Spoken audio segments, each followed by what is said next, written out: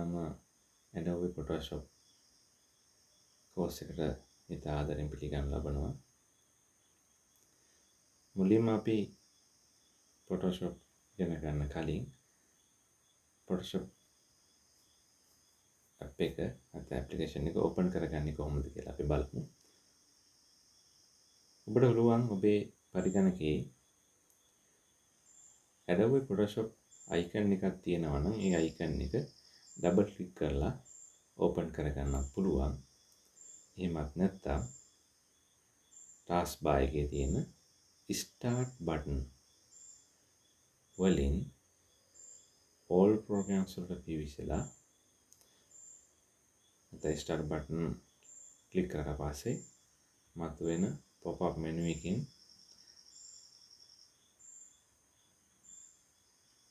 ඔබට ඔබේ පරිගණකයේ install කරලා තියෙන software ටික පෙන්වන්න කරනවා application ටික. ඒ application වලින් Adobe Photoshop කියන එක අපි තෝරා ගන්න ඕනේ. මගේ පරිගණකයේ Adobe Master Collection CS3 කියන එක යටතේ තියෙනවා Photoshop CS3 කියන එක. Adobe Photoshop CS3. අතරම මම මේ CS3 කියන version එක පාවිච්චි කරන්නේ හේතුව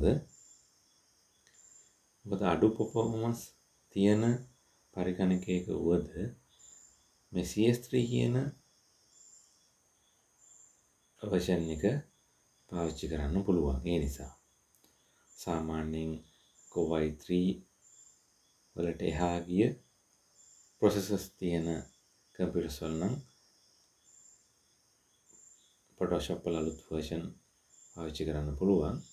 නමුත් සාමාන්‍ය ටිකක් performance අඩු machine එකක උනත් dual core code වගේ machine එකක උනත් මේ CS3 version එක පාවිච්චි කරන්න පුළුවන්. ඒ නිසා තමයි මම CS3 වලින් මේ lesson එක නැත්නම් මේ course එක කරන්න තීරණය කරේ. මම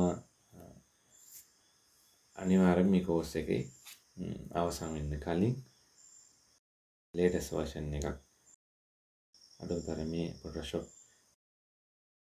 CSS 14 වගේවත් අරගෙන ඉවරලා ඔබට ඒ version එකේ වැඩ කරන්න හැටි කියලා දෙනවා. ඉතින් එහෙනම් හැමෝටම පාවිච්චි කරන්න පුළුවන් version එකක් CS3 වන නිසා මම CS3 වලින් මගේ lesson ටික ආරම්භ කරනවා. හොඳයි, එහෙනම් අපි Photoshop CS3 open කරගමු. මෙන්න CS3 open කරගත්තාම Photoshop open කරගත්තාම මෙන්න මේ වගේ graphical interface එකක් තමයි ඔබට දැක ගන්න තියෙන්නේ.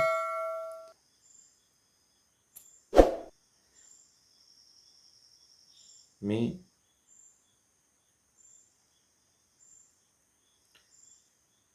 graphical interface එකේදී උඩින්ම තියෙන එක තමයි අපි කියන්නේ title bar එක. ඊළඟට තියෙනවා menu bar එක. ඊළඟ මේ side එකේ වම් පැත්තේ අයිනෙන් තියෙනවා tool bar එක. මේ දැන් විවිධ tools තියෙනවා. ඒ tools වල values edit කරන්න. edit කරලා ඒ tool එකේ තියෙන විවිධ options වලට යන්න. ඒ වගේම දකුණු පැත්තෙන් අපි නිතර පාවිච්චි කරන නැත්නම් නිතර අපිට ඕන වන Windows කීපයක් open කරලා තියෙනවා.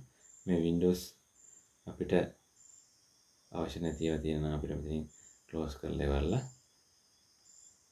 අයින් කරලා දාන්න පුළුවන් හැකියාවක් තියෙනවා. ඒ වගේම අපට අවශ්‍ය window එකක් ගන්න අවශ්‍ය වුණොත් එහෙම මේ Windows වලට ගිහලා මේ tick mark දාලා ඉවරලා අපිට ලබා ගන්න පුළුවන් ඕනම මෙතන එකක් tick කරලා ඒක දකුණු පැත්තේ මේ Windows එකට add වෙනවා.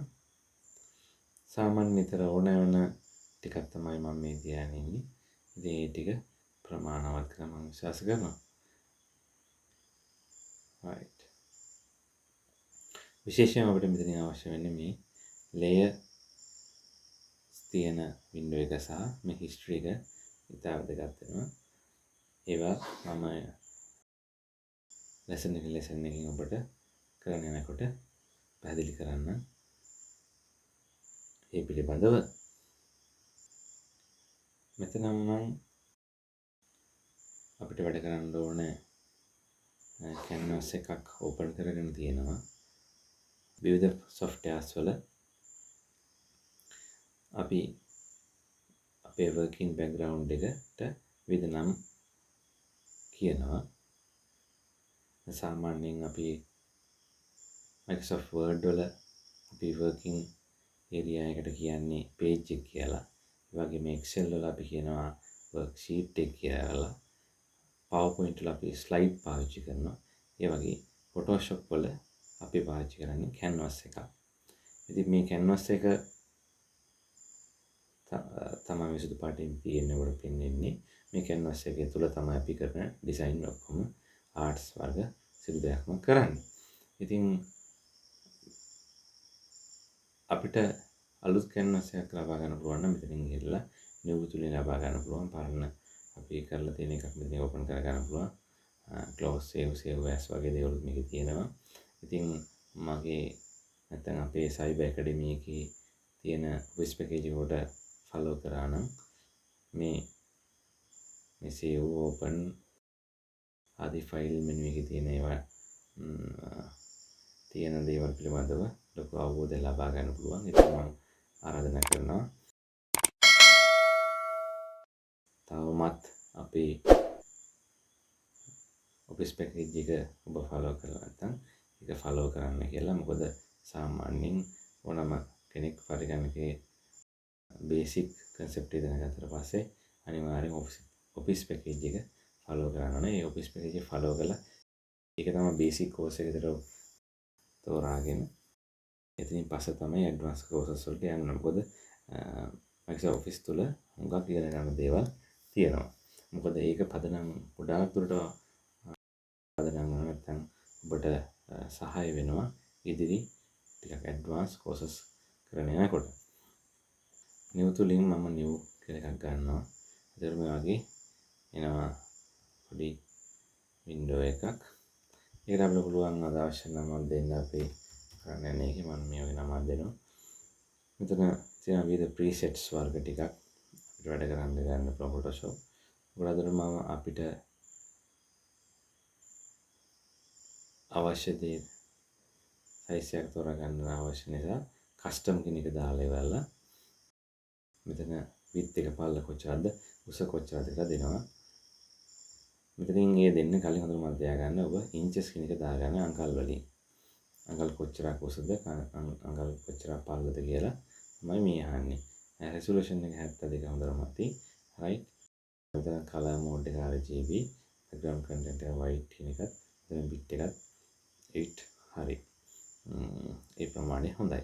ඉතින් දාලා ඉවරලා මෙන්න මෙහෙම ඉරලා okay කරපුවාම ඔබට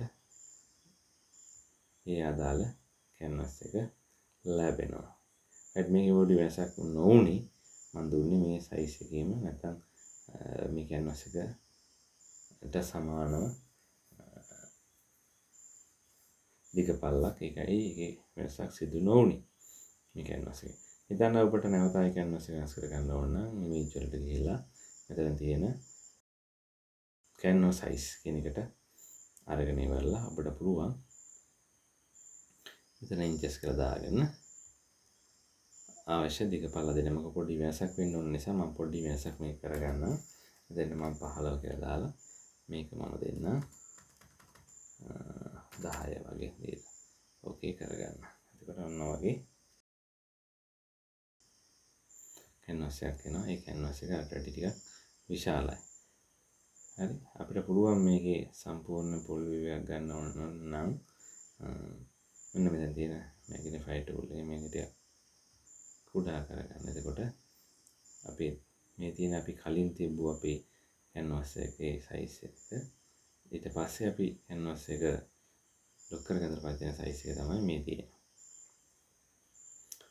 මේ කලස් දෙකකින් පෙන්නන්නේ අපිට පුළුවන් මේ ඔක්කොම තනි කල එකක් බවට පත් කරගන්න. right.